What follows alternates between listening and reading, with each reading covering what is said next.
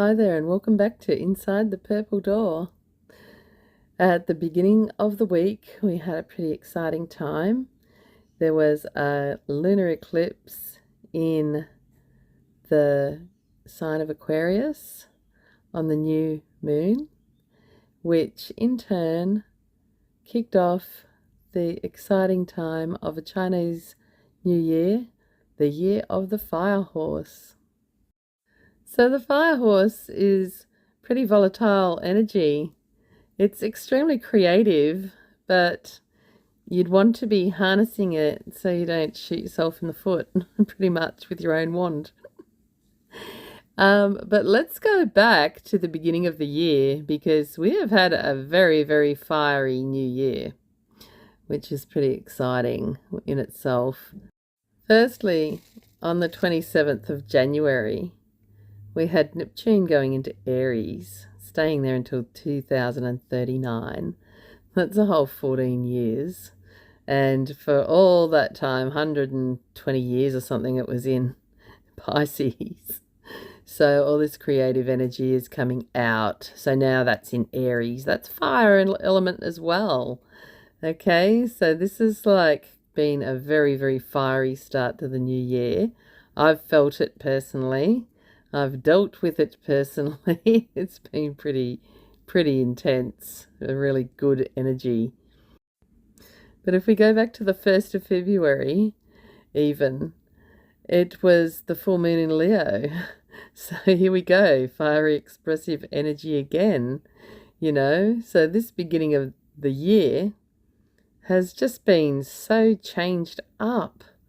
There's like all these different vibes and energies going on, which is quite cleansing, because fire has that sort of cleansing effect, which is needed, And of course, if you're going to utilize the fire energy, it has to be harnessed well, otherwise it will elude you. It will be elusive. You'll never catch it. So how are we going to harness this horse and use the energy? How is he going to be captured and have him contained enough to make a conduit, you could say, so the energy is being used well and it's not just erratic and all over the place like electricity? Okay, so firstly we must look at what the fire element actually is. And so the fire element itself is the manifestation of all of the other elements coming together. It's like a recipe. You bring all the elements together. You have one fiery performance at the end. Think about a band.